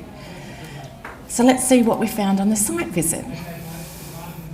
So on the site visit, we found a whole lot more things happened. So we talked to trainers and assessors, we talked to the course coordinator, we looked at the student file, we looked at an information night PowerPoint, and we looked at the TAS for each of the 3 modes. So what we found out was the course coordinator actually interviews every single student that comes into this RTO. And it's a process where she looks at what does that student need, and are they suitable for a particular pathway. If there's anything that comes up in that interview, it's documented in the student files, and then every student also has to go to an information night about their pathway. So if I was the student and said, oh Claire, we think you're suited to the face-to-face pathway, I would go to the face-to-face information night. So in that information night, there's a whole lot of information about the course, the units, how it will all run. The trainers and assessors are there, they meet the learners. It's a great activity for them to be doing. And for this person, in all of this, nothing popped up that said this person shouldn't be doing an online pathway. So when we start to actually think about whether that information night, whether the interview, the PowerPoint that they're shown, has the information that they need to make an informed choice, your gut feeling is probably, but has anyone else had a problem with it? So then we start to look at and see, well, actually there have been no other complaints or no other issues in the records that are around transitioning. So we start to look at this, we go, well, we've got 1 person in 100 that this hasn't worked for. If we had 15 people in 100 that this hadn't worked for, we might ask some different questions. So this seems to be an anomaly. So when we start to think about, next one, how we might describe this, and we'd have to say that the processes that they have, they do generally work, and this person was an exception, and there are always exceptions to the rules. So the interview, the information night processes are in fact really good processes, and there were 2 key things that were missing in this. One, it might not have been clear that it was hard to change between the streams once that training had commenced, and in fact it is easy to change from face-to-face to online. It's only the one way that in fact is difficult. And that some of the staff, including the trainers and assessors, who knew all about their pathway, in fact didn't know about the other pathways. So we've got a couple of little gaps in information that we would then say, do we make this organisation non-compliant? Well, my gut feeling is no, we wouldn't. We would actually say, generally it works very well, but there's some opportunities for you to improve here, and this is what they are. So we would then say there's probably 4 actions that they could take. They might add some information to the course information sheet, add some information into the information night PowerPoints, brief the trainers and assessors, and make sure that information is in that core document for the trainers and assessors, which is the TAS document. So this gives you an idea of how we might look at things. It also gives you an idea of the kinds of notes that we might take. So these are the kinds of notes that I would take. But they're not necessarily the kinds of notes that you might take. But it is a process of gathering evidence, triangulating evidence, comparing it to our standards, and then making a decision based on that.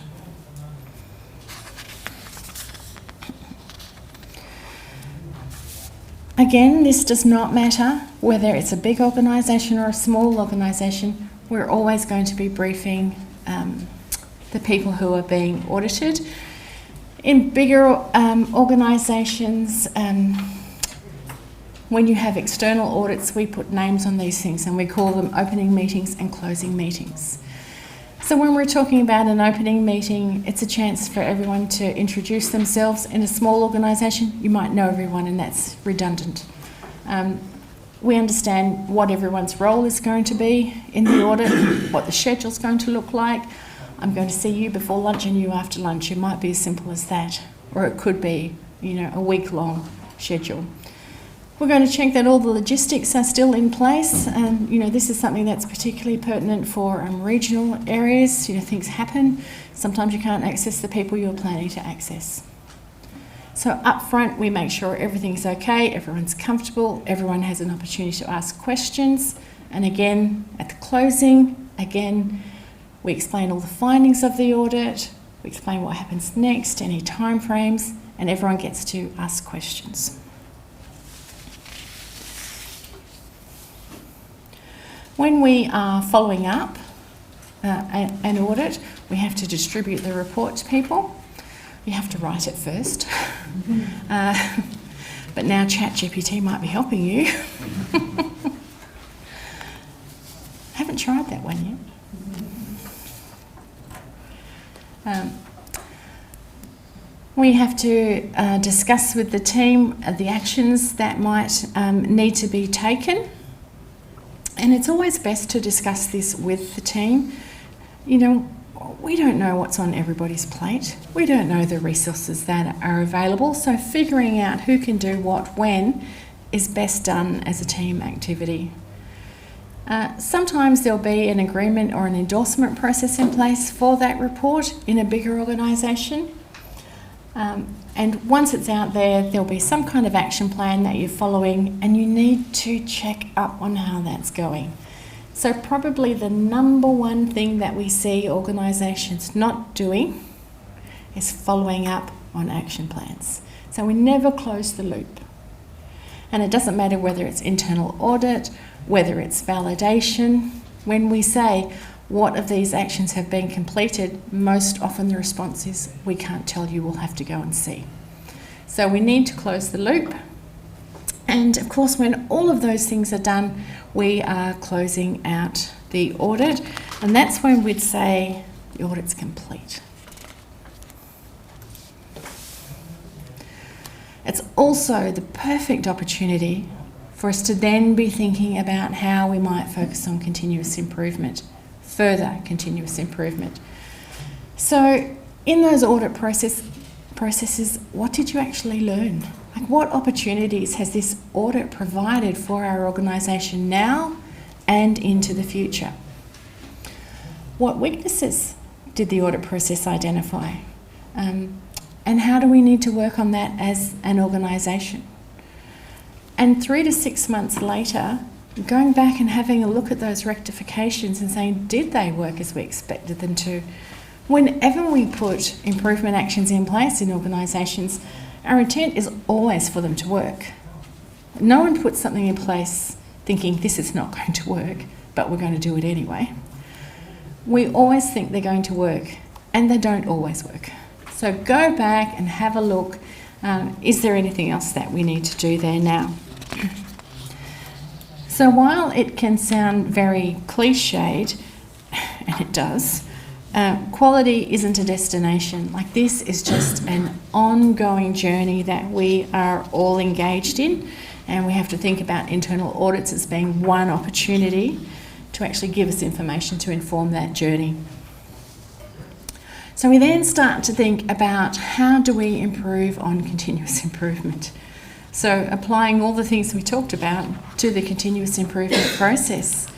And it's really important to understand that when we think about this, like, continuous improvement really is a mindset.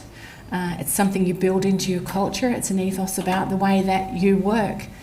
And when you have those things in place, what happens is people tend to engage with the continuous improvement process.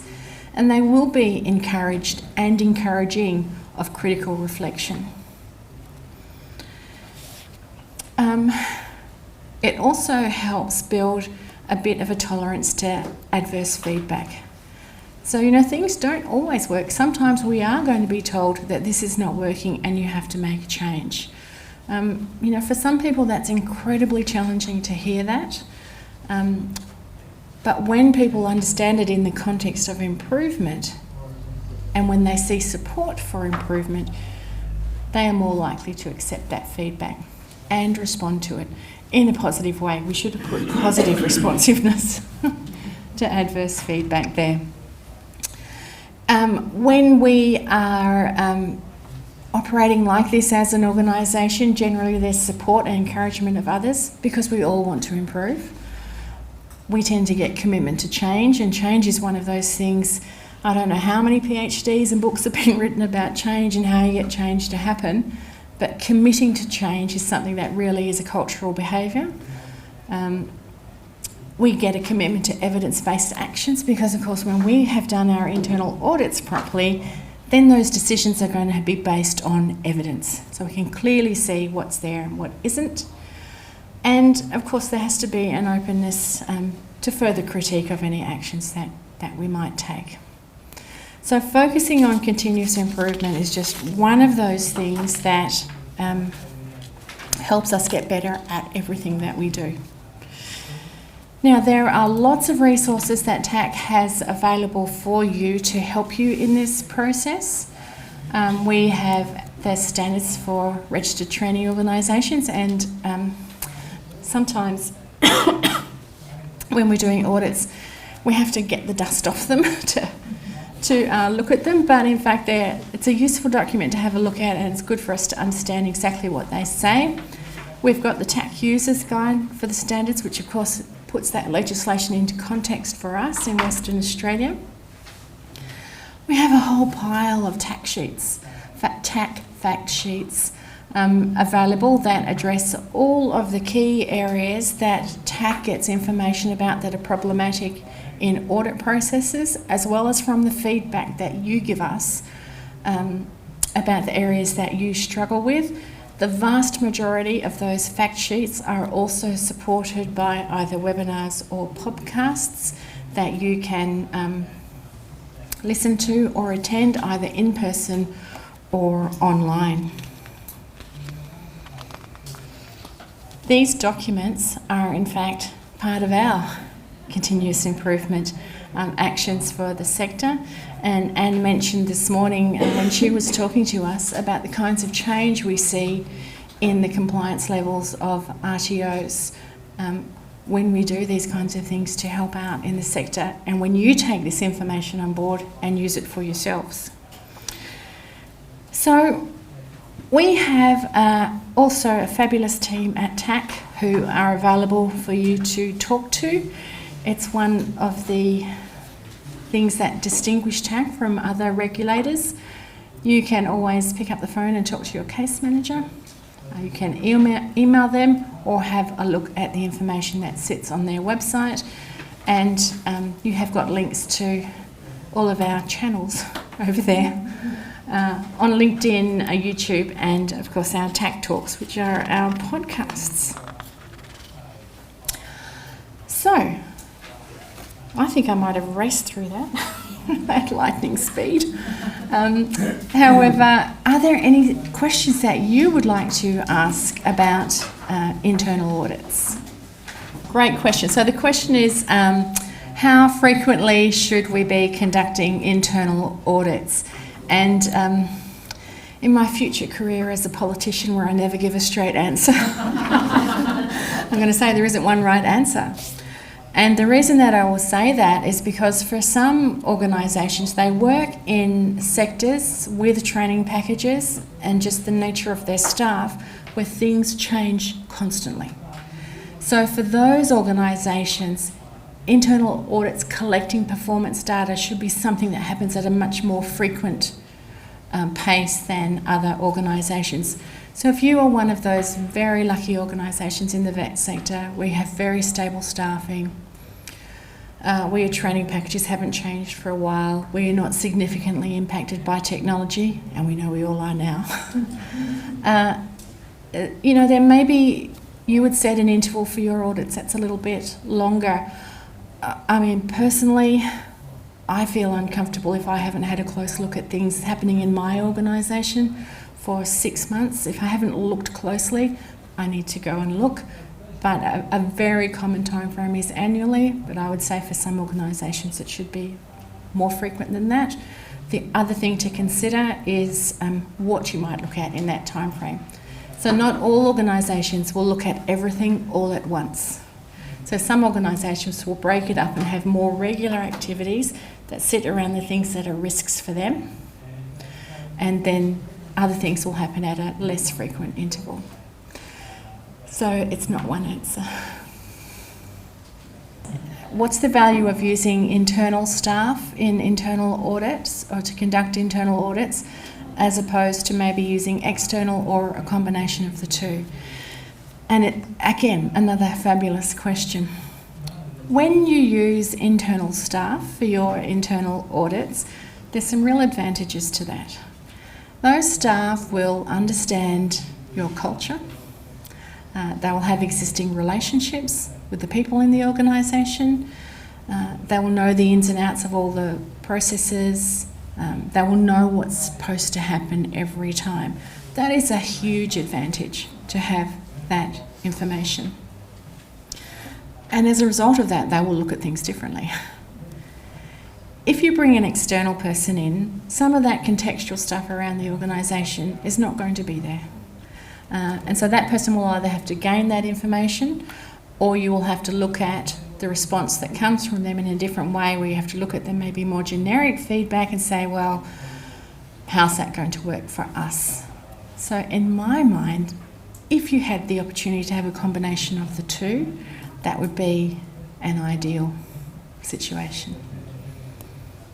Thank you so much for coming today. It has been great to see all of your faces in this different context. I hope that you have had information from today that was useful for you, that you can take back and use in your organisations, or explore things further. Thank you for participating, and no doubt I will see you around. One more thing to say.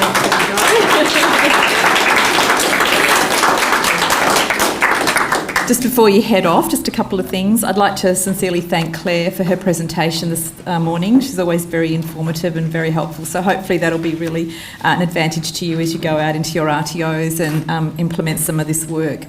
A recording of this session and handouts will also be available on the TAC website in the next few weeks, so look out for that. And I'd also like to just reiterate a thank you to Michael and Chris at the back of the room, who've been very busy videoing all the sessions this morning. So thank you both very much for coming along and supporting us. We really appreciate that. And also just reiterating again a thank you to Claire Marshall and Mel Hartley, who've been very busy behind the scenes coordinating this program today. So thank you both very much. And thank you all for coming here today. It's absolutely wonderful to see such a fabulous turnout. So thank you very much. Really appreciate your being here. And one more task I'd like to add is, could you please provide us with some feedback? Now, we do have a QR code up on the screen. There's also a QR code on the back, your last page of your notes, if you prefer to go in that way. And there's a brief survey that you can tap into via the QR code. We'd really appreciate your feedback, just so that we can make improvements for future programs. And one final thing, Mel has reminded me, if you could please just make sure you have registered on the piece of paper at the front desk, just to make sure we've captured your attendance here today. So thank you very much. Have a lovely rest of the day and a fabulous weekend. Thank you.